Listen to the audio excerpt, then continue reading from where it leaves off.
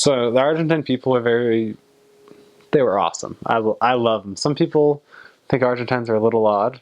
Um, some people, if you talk to people, a lot of them will say Argentines are the proudest people ever, and they can be kind of proud, kind of stubborn. What I love about them is they have the most national pride of any people I've ever seen. If you think Americans have national pride, Argentines, they love their country. They think Argentina is the best country ever, and they can't even believe that America thinks that we're better than Argentina in any possible way.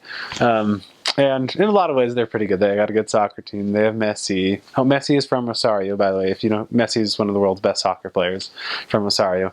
And so they're very proud of their culture, and they love it. And they have a lot of unique culture things about them. One of the things that you'll find out about them when you get there is the siesta. Siesta is a huge thing. It is sacred. The siesta is it's usually about 2-hour nap that they'll take after lunch.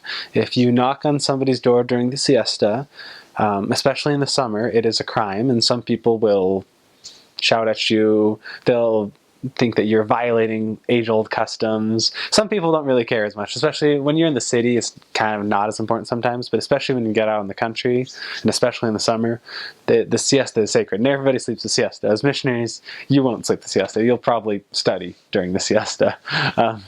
But so that was kind of fun. We would wake up early in the morning and go out to teach at 8:30 or 9 o'clock in the morning, and then we'd do most of our studies during the siesta because it was so hot. But that's something fun about them. Dinner is a very small meal.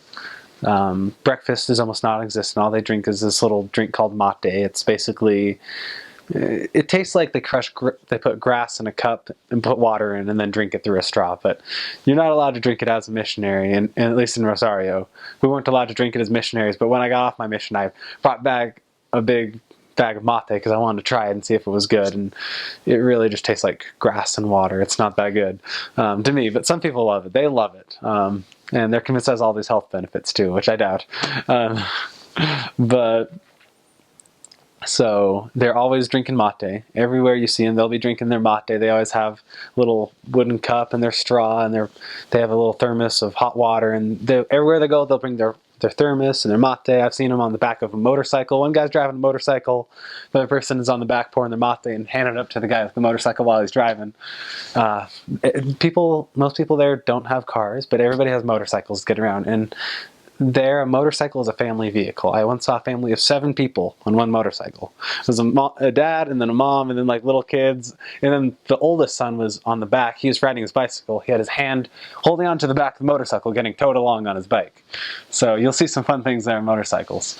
And one of the really exciting things, I spent a lot of my time out in the country, are the Gauchos. They're cowboys. They're fun. They have very distinctive attire. They have these funny kind of French beret hats and these big giant belts and kind of pants that get tied around the bottom.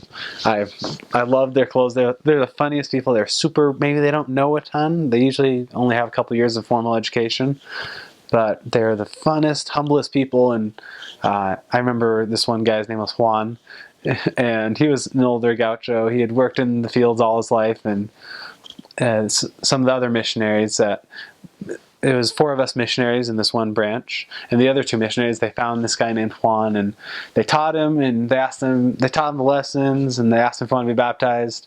And he's like, yeah, and he just said yeah to everything. And he's like, see. And they didn't really think he understood because he didn't have that much of an education, so they didn't come back to him. Then about a month and a half later, they accidentally ran into him again. He was so happy to have him there. He's like, why didn't you guys come back? I wanted to get baptized. And he got baptized, and one of the most faithful members I ever met. Just the gospel was so simple to him, and he just lived it with all his heart. He couldn't read anything like that, but he understood that it was something good and just accepted it. So that's kind of some of the people in Argentina. When they see the truth, they're down to earth and simple, and they don't complicate things. So